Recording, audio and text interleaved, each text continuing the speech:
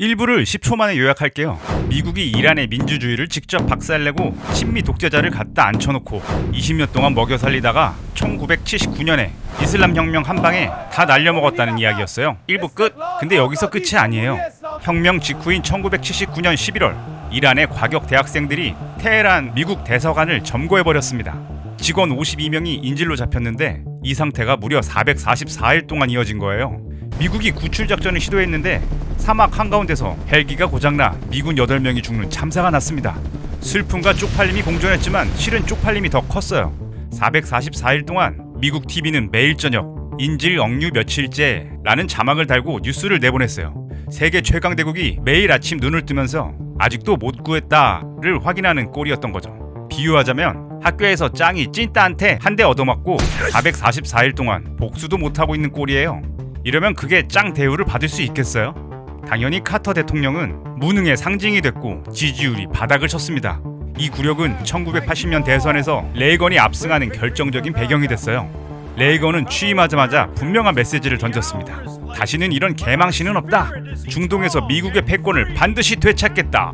근데 레이건이 선택한 방식이 직접 이란을 치는 게 아니었어요. 이란 옆에 있는 나라를 이용해서 이란을 서서히 갈아버리기로 한 거죠. 그 나라가 이라크였고 그 역할을 맡을 사냥개로 낙점된 게 바로 사담 후세인이었습니다. 사담 후세인은 1979년 이라크 대통령이 된 세속적 독재자예요. 호메이니의 이슬람 신정체제랑 이념적으로 완전히 반대 진영이 있었으니 미국 입장에서는 저 친구 써먹기 딱 좋겠는데 싶었던 거죠. 이란 혁명의 불길이 중동 전역으로 번지는 걸 막으려면 이란과 국경을 맞댄 나라가 방화벽 역할을 해줘야 했고 사담은 그 역할에 딱 맞아 보이는 인물이었어요. 1980년 9월 사담이 이란을 침공하면서 이란-이라크 전쟁이 시작됐습니다. 표면적으로는 국경 분쟁이 명분이었지만 실질적으로는 이란 혁명 정권을 두들겨 패서 완화시키겠다는 사담의 야심과 이란을 뭉개고 싶은 미국의 이해관계가 딱 맞아떨어진 전쟁이었죠. 미국은 처음에 공식적으로 중립이라고 했는데 그건 그냥 말뿐이었습니다. 1982년 전황이 이라크 쪽으로 기울기 시작하자 레이건 행정부는 이라크를 테러 지원국 명단에서 슬쩍 빼줬고 이라크와 국교를 정상화하면서 농업 차관과 기술 지원을 쏟아붓기 시작했죠. 그리고 1983년 12월 박지성 꼴장면 뺨치는 역사적 명장면이 하나 연출됩니다. 레이건 행정부의 특사 도널드 럼즈펠드가 직접 바그다드에 가서 사담 후세인과 90분간 회담을 한 거예요. 두 사람이 환하게 웃으며 악수하는 사진이 남아있는데 이 사진이 왜 충격적이냐면 이 럼즈펠드라는 인물이 훗날 2003년 이라크 침공 당시 사담은 대량 살상 무기를 가진 위험한 독재자라고 외치며 전쟁을 밀어붙인 바로 그 국방장관이거든요. 사진 속 맞잡은 손으로 20년 뒤에 칼을 꽂은 거예요. 미국이 사담에게 제공한 게 생각보다 훨씬 구체적이었어요. 이란군의 위치와 이동 경로를 실시간으로 알려주는 위성 첩보가 있었고 화학 무기와 생물 무기의 원료가 미국과 우방국 기업들을 통해 이라크로 흘러들어갔습니다. 이건 나중에 기밀 해제된 미국 정부 문서로 확인된 사실이에요. 1988년 전쟁 막바지 미군 정보기관이 이란군의 이동 경로를 파악했고 이라크가 화학무기로 대응할 것을 분명히 알면서도 그 정보를 이라크에 넘겼어요. 사담은 그 정보를 바탕으로 살인가스를 포함한 화학무기로 이란군을 들이쳤고 전세를 뒤집었습니다. 문서에는 당시 미국 정부가 이 결과를 보고 크게 기뻐했다고 적혀 있어요. 잠깐, 크게 기뻐했다고요? 사람이 화학무기로 죽어가는 걸 뻔히 보면서 기뻐한 겁니다. 역시 미국은 다크나이트 옷을 입은 조커가 맞는 것 같아요. 이 전쟁이 얼마나 참혹했냐면 8년 동안 이란, 이라크 양쪽에서 100만 명이 넘게 죽었어요. 살인가스와 겨자가스에 노출된 병사들은 폐가 타들어가며 죽어갔고 민간인 밀집 지역에도 화학탄이 떨어졌습니다. 그때 미국이 뭐라고 했을까요? 이라크를 비난하지 않았어요. 오히려 유엔에서 이라크를 감싸는 방향으로 외교력을 행사했습니다. 뒤에서는 정보를 대주면서 앞에서는 모르는 척 이라크 편을 든 거죠. 이 전쟁의 진짜 목적은 결과를 보면 명확해져요. 이란은 피를 흘리며 약해졌고 이라크는 전비를 쏟아부어 경제가 흔들렸습니다. 중동에서 가장 강력했던 두 나라가 동시에 소모된 거예요. 미국은 이란도 이라크도 강해지지 않는 상태를 원했고 이 전쟁은 그 목적에 정확히 부합하는 결과를 만들어냈습니다. 여기서 아주 중요한 연결고리를 하나 기억해 두셔야 해요. 사담은 미국이 흘려보낸 화학무기 원료와 기술로 미국의 기대대로 대량 살상 무기와 사용 역량을 확보하거든요. 근데 2003년 미국이 이라크를 침공할 때 내세운 명분이 바로 사담이 대량 살상 무기를 갖고 있다는 것이었어요. 지가 총을 쥐어주고선 불법 총기 소지로 체포해가는 거 아닌가요? 암튼 이란 이라크 전쟁이 끝난 1988년 사담은 중동의 군사 강국 지도자가 돼 있었어요. 근데 문제가 생겼습니다. 전쟁빛이 천문학적이었던 거예요. 대외 채무만 600억 달러가 넘었고 전후 복구에 2,300억 달러가 필요했는데 이라크의 연간 석유 수입은 고작 130억 달러 수준이었어요. 월급이 130만 원인데 대출 2억 3천에 카드빚 6천만 원이 쌓인 꼴이에요. 완전 파산 직전이었죠. 사담이 이웃나라 쿠웨이트를 압박했어요. 쿠웨이트가 석유를 과잉 생산해서 유가를 떨어뜨리는 바람에 이라크가 손해를 봤다는 논리였는데 그게 안 먹히자 결국 군대를 국경으로 집결시키기 시작했습니다.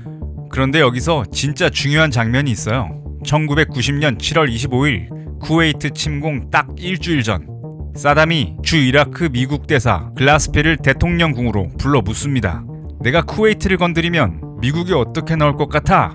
글라스피가 이렇게 말해요. 우리는 아랍 국가들 사이에 국경 분쟁 같은 문제에 대해서는 의견이 없다. 쉽게 번역하면 우리는 관심이 없으니까 알아서 해. 사실상 오케이 사인을 던진 거예요. 사담 입장에서는 미국이 안 건드린다고 했으니 가도 되네 한 거고요. 나중에 영국 기자들이 왜 그런 말을 했느냐고 추궁하자 글라스피의 대답이 걸작이었어요. 그가 그렇게 멀리 갈 거라고는 생각하지 못했다. 쿠웨이트 전체를 침공할 줄은 몰랐다는 거죠. 도박을 한번 해도 된다고 허락을 해줬더니 전 재산을 올인할 줄은 몰랐다는 얘기예요. 미국이 오케이 한 것도 맞고 예상이 빗나간 것도 맞는 거였어요. 면담 일주일 뒤인 8월 2일 이라크군이 쿠웨이트 국경을 넘었습니다. 단 6시간 만에 쿠웨이트 수도가 함락됐어요. 그러자 미국이 즉각 태도를 바꿨습니다. 국제 규범을 수호해야 한다 하면서 34개국을 끌어모아 다국적군을 꾸렸고 1991년 1월 대규모 공습을 시작했어요. 근데 전쟁 시작 전에 미국은 여론을 확실히 잡아둬야 했어요. 당시 의회에서 전쟁 결의안 표결이 팽팽해서 결과를 장담할 수 없는 상황이었거든요. 그때 미국 의회 청문회에 한 소녀가 나타났습니다. 15살 쿠웨이트 소녀였는데 눈물을 흘리면서 이렇게 증언했어요. 이라크 군인들이 병원에 들이닥쳐서 인큐베이터 속에 있던 아기들을 꺼내 차가운 바닥에 내팽개쳤어요. 아이들은 그렇게 죽어갔어요.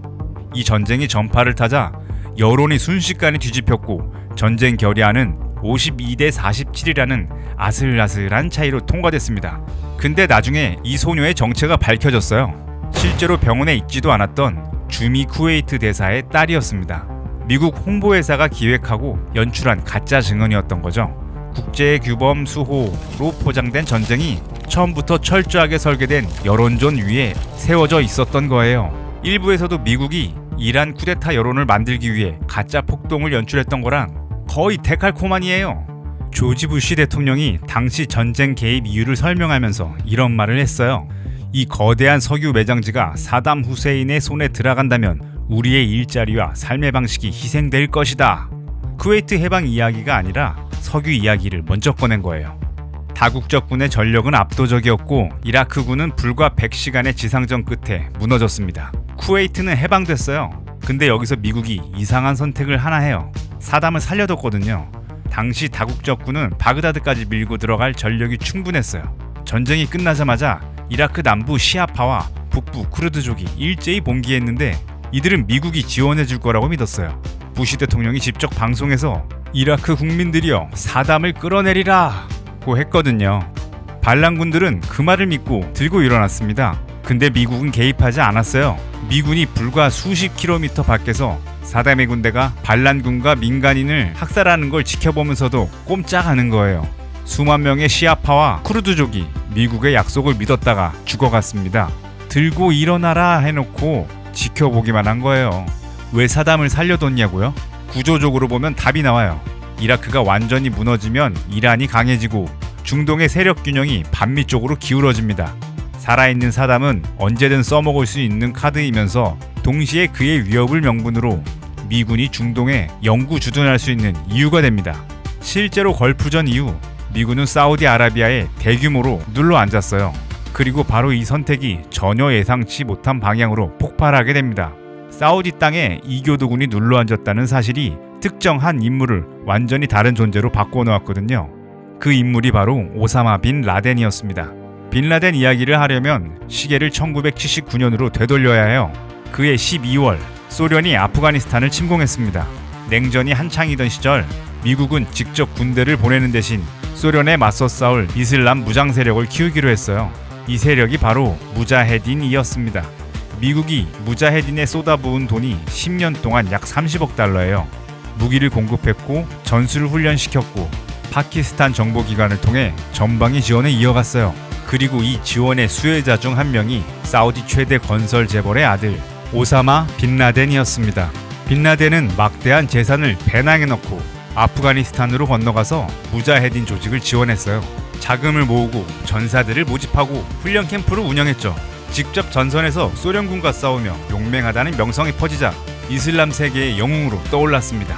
이 모든 성장의 토대에 미국의 돈이 깔려 있었던 거예요. 미국이 직접 키워낸 전사였던 거죠. 1989년 소련이 아프가니스탄에서 절수했습니다. 미국은 목표 달성이라고 보고 관심을 딴 데로 옮겼어요. 근데 아프가니스탄에서는 10년간 전쟁으로 단련된 무장 세력들이 그대로 남아있었죠. 외부 지원이 끊기자 이번에는 무장 세력들끼리 권력 다툼이 벌어졌고 그 혼란 속에서 탈레반이 등장해 아프가니스탄을 장악했습니다. 미국이 뿌린 씨앗이 미국의 통제를 벗어나 스스로 자라기 시작한 거예요. 빈 라덴도 마찬가지였어요. 소련을 상대로 싸울 때는 사실상 미국의 파트너였던 그가 1991년 걸프전 이후 완전히 다른 눈으로 미국을 보기 시작했습니다. 이슬람의 성지 메카와 메디나가 있는 사우디 땅에 이교도 군대가 눌러앉는다는 게 그에게는 용납할 수 없는 모욕이었어요. 그때부터 그의 분노는 소련에서 미국으로 방향을 바꾸었고 사우디를 떠나 수단을 거쳐 다시 아프가니스탄으로 돌아가 알카에다를 본격적으로 조직했습니다. 미국이 만들어준 전사가 미국을 향해 총구를 겨눈 거예요. 프랑켄슈타인이 박사를 쫓아다니는 꼴이 된 거죠. 알카에다는 1990년대 내내 미국을 겨냥한 테러를 이어갔습니다. 1993년 뉴욕 세계무역센터 지하주차장 폭탄 테러, 1998년 아프리카 주재 미국 대사관 폭탄 테러, 2000년 예멘 항구의 미군 함정 폭탄 테러까지 경고 신호가 여러 차례 날라왔는데도 미국은 근본적인 해결을 못했어요. 그 청구서가 2001년 9월 11일 가장 거대한 규모로 날아들었습니다. 한편 걸프전이 끝난 이라크에서는 또 다른 종류의 전쟁이 시작됐어요. 총성 없는 전쟁, 경제 제재였습니다.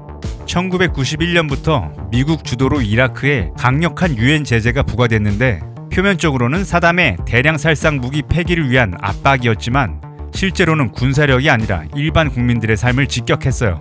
의약품 수입이 막혔고 식량과 생필품 공급이 끊겼으며 전쟁으로 파괴된 상하수도가 복구되지 못했습니다.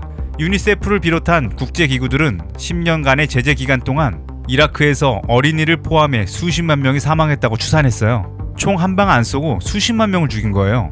그리고 1996년 미국 CBS 기자 레슬리 스탈이 당시 국무장관 매들린 올브라이트에게 직접 물었습니다. 이라크 제재로 어린이 50만 명이 숨졌다는 보고가 있다. 이게 감수할 만한 대가라고 생각하냐고요. 올브라이트의 대답은 이랬어요. 그건 매우 어려운 선택이다. 하지만 그렇다. 우리는 그게 그럴 만한 가치가 있다고 생각한다. 세계 최강대국의 국무장관이 어린이 수십만 명의 죽음을 공개방송에서 그럴 만한 가치가 있다고 말한 거예요. 이 발언은 중동 전역으로 퍼졌고 이미 들끓던 반미 감정에 기름을 들이부었습니다.